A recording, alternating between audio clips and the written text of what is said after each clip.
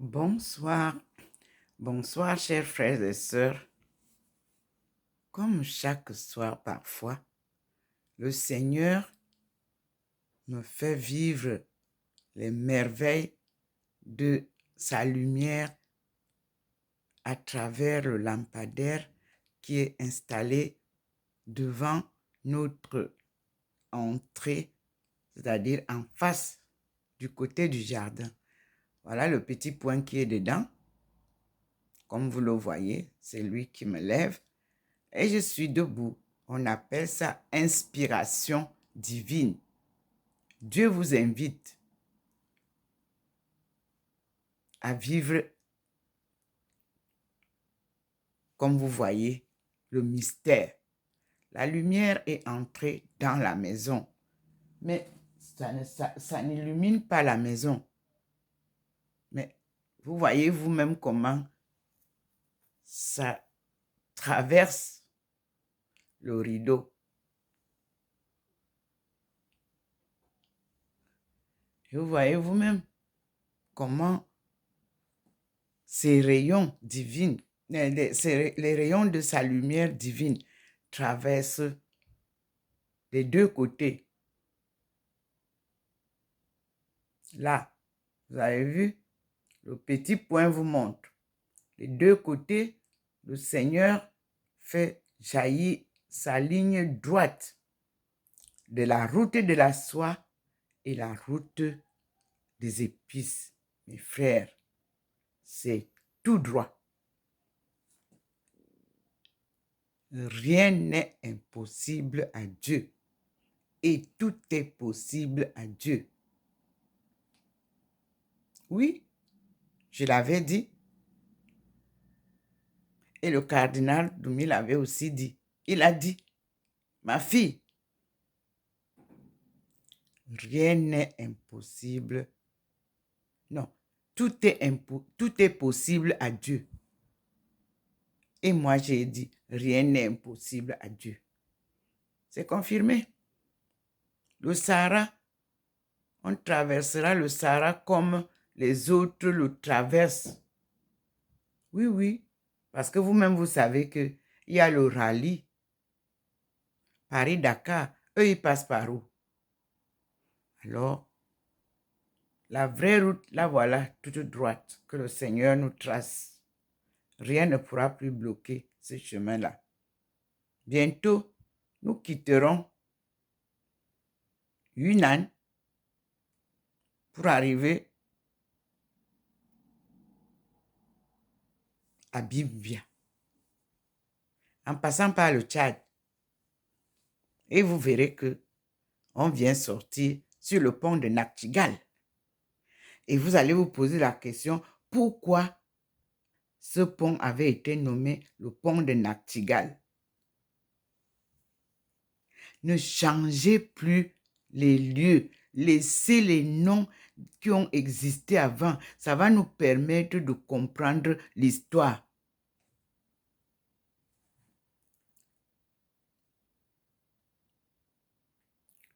Nous sommes sur la bonne voie de la restauration de notre patrimoine culturel, linguistique et économique. Vous voyez bien comment le petit point là, il est tout petit. Il devient comme un papillon. Regardez comment ça scintille. Là, il est dans le balcon, là où sont séchés mes habits. Il entre dans la maison. Le voici dans la maison. Vous-même, vous voyez. Oui, et moi, je suis dans le noir, dans la maison. Parce que la lumière n'a pas éclairé la maison. Voilà. Me voici là, je vous tourne la lumière. Il n'y a pas la lumière là. Vous me voyez le globe qui est souvent posé. Et nous ressortons avec le petit point. Voilà. C'est un scénario d'un enseignement divin.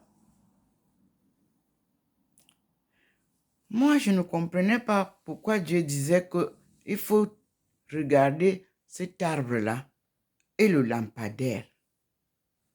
Voyez comment il se manifeste à cet endroit-là. C'est formidable, mes frères et sœurs.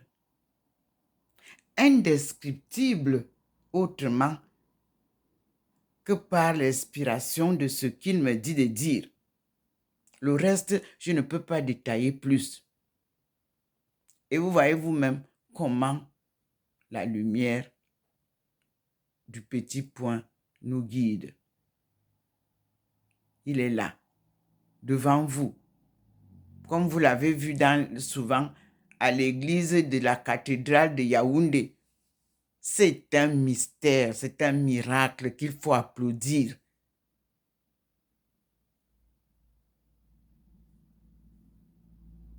Moi, je suis en France, au 93A, avenue du Général de Gaulle.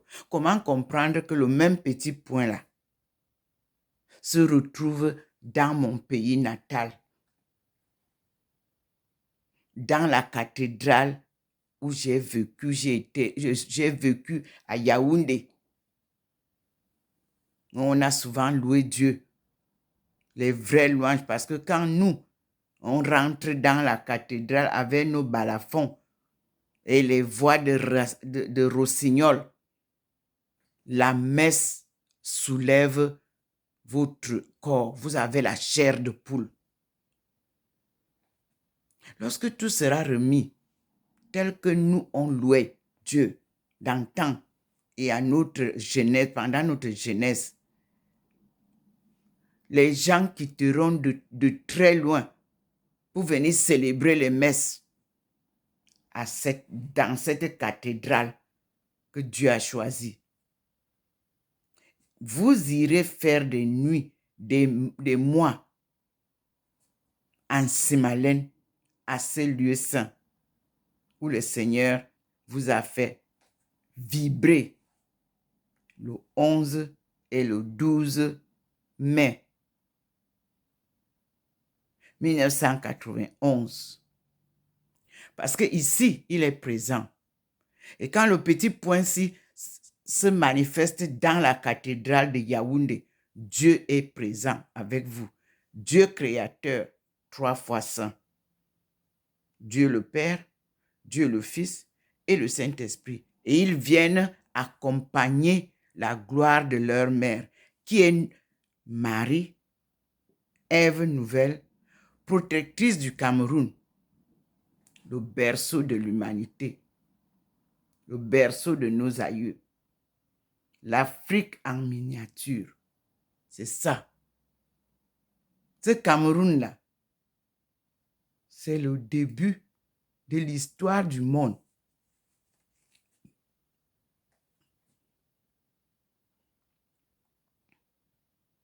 Voyez vous-même comment il illumine la maison là où lui passe là. À l'intérieur, nous, on n'a pas la lumière, on a la lumière seulement là où il allume là. Vous-même, vous voyez. Là, il vous fait voir ça. Ce n'est que là qu'il y a la lumière dans la maison. Il vient de contourner. Et il a fait traverser la lumière des 2 rayons pour vous montrer comment va passer la route de la soie et la route des épines. C'est magnifique. Mes frères et sœurs, fils et filles d'Adam et Ève, Dieu vient vous sortir du chaos dans lequel vous avez été plongés.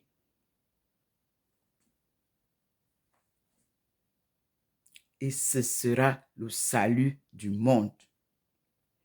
Alors, ceci confirme ce que j'ai dit dans ma thèse publiée, mon livre, que lorsque l'Afrique se réveillera, ce sera la fin du monde erroné. Nous y sommes. Vous-même voyez comment ça se passe. Là, je viens d'écouter le discours du nouveau président du Kenya qui invite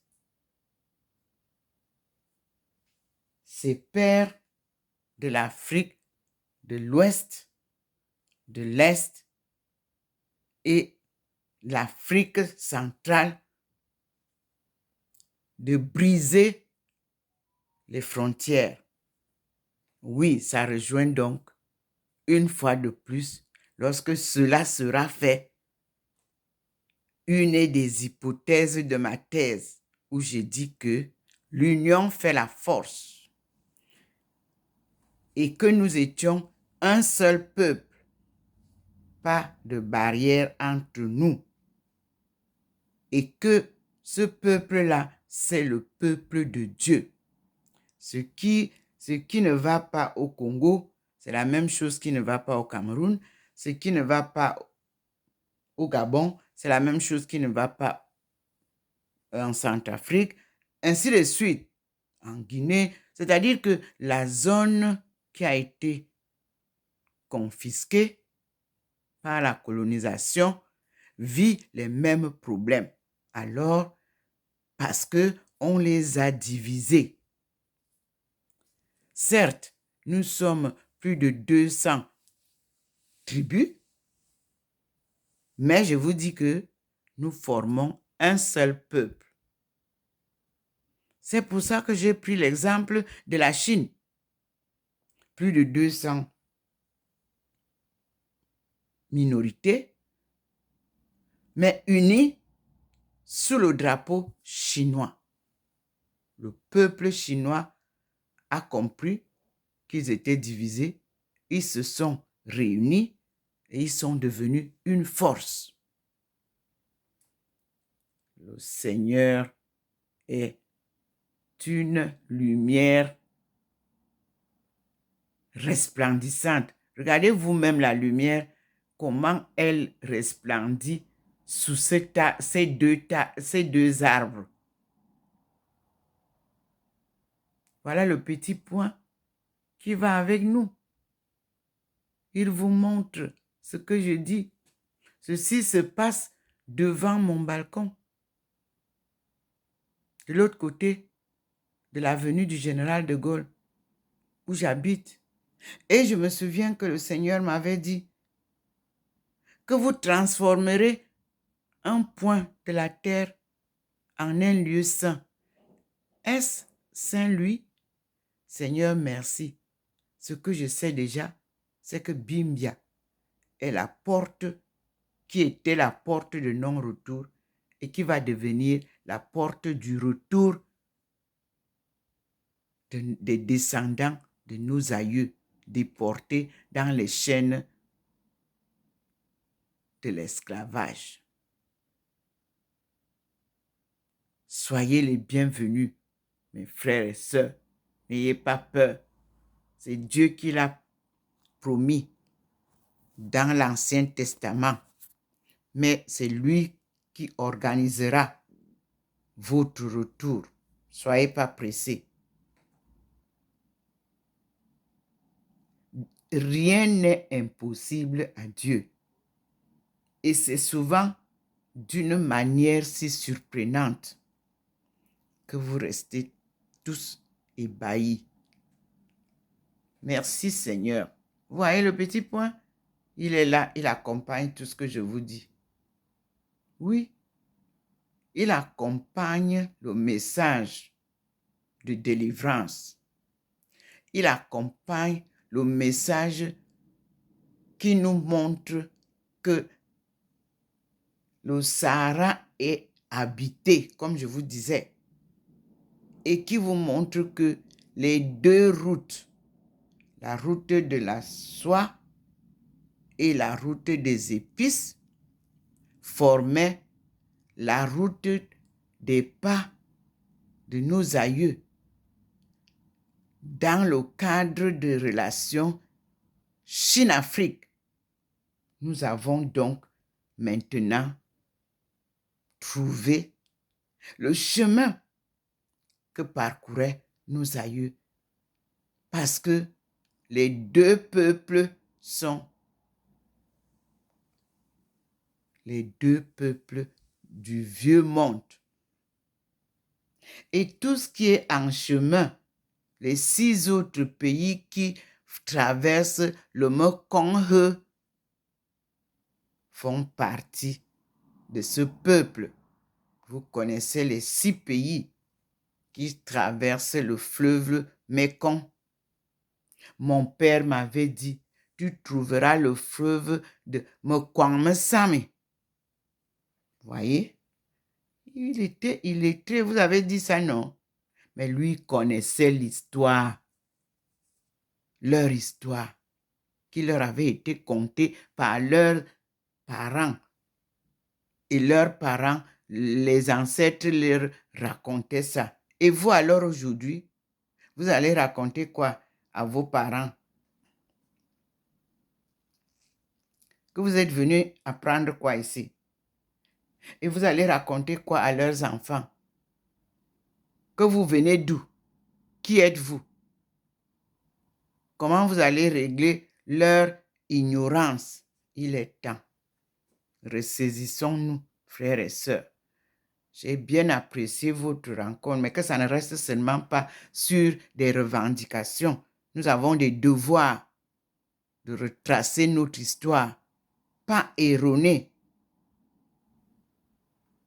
Non, rien ne doit plus être erroné. Suivez pas à pas la marche du chemin tracé par Dieu. C'est le meilleur.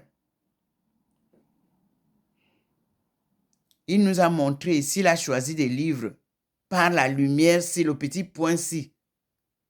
Et donc, quand je touche un livre, au moment où il m'envoie, vous-même, vous voyez ce que je vous envoie. À vous de puiser maintenant pour mieux comprendre d'où vous venez, où vous êtes et où vous partez. Lorsqu'on ne sait plus où on va, on retourne derrière, on regarde derrière pour voir d'où on vient.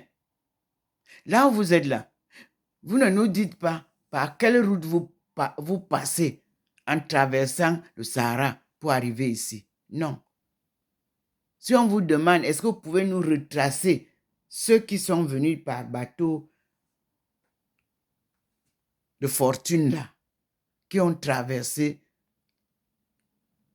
les mers, la Méditerranée, traversé le Sahara. Est-ce que vous pouvez, est-ce que vos pas peuvent nous retracer comme nos aïeux le chemin? Si oui, allez-y. Donnez-nous le tracé. Vous êtes passé par où? En passant par... Quels sont les pays que vous avez traversés? Donnez-nous le répertoire. C'est comme ça qu'on écrit son histoire. Merci Seigneur. Voyez donc que le Seigneur est revenu avec moi dans la maison. On est là. Même vous voyez, là où je parle. Et je dis au Seigneur, merci. Merci pour la leçon. Là, voici devant vous la leçon. Voilà le début. Vous avez ici ici c'est la route de la soie. Il traverse. Là-bas, c'est la route des épices. Vous voyez? C'est lui que moi je suis. Ce Dieu, créateur de toutes choses, du ciel et de la terre. C'est lui qui dirige nos vies et l'histoire. Donc, il me ramène dans la maison et nous disons merci au Seigneur, car il est merveilleux. Mes frères et sœurs, voilà le petit point. Que le Seigneur accompagne maintenant la phase post-doc, qui était de venir vous retrouver pour qu'ensemble, nous sortions vainqueurs.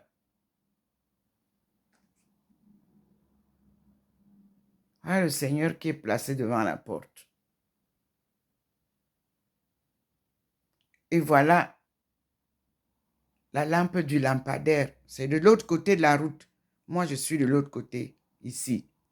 Mais lui, il fait jaillir la lumière qui traverse et qui rentre dans la maison. C'est-à-dire, la ligne devient comme si elle était dans la maison. Mais non, c'est le lampadaire là-bas. Et il montre ce qu'il veut nous montrer. Et nous disons merci au Seigneur. Voyez, le petit point est venu pour me faire taire et me dire bonne nuit, ma fille. Merci, Seigneur. À demain, si Dieu le veut, chers frères et sœurs. Je suis Dr Ndomo Melingi Thérèse, servante du Seigneur et son peuple, économiste anthropologue, spécialisé en économie mondiale, relations internationales et développement économique.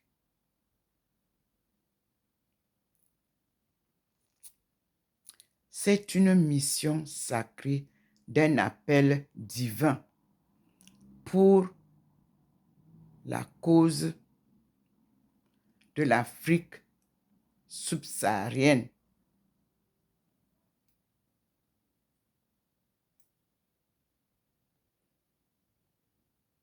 Une Afrique exploitée, une Afrique détruite, une Afrique humiliée,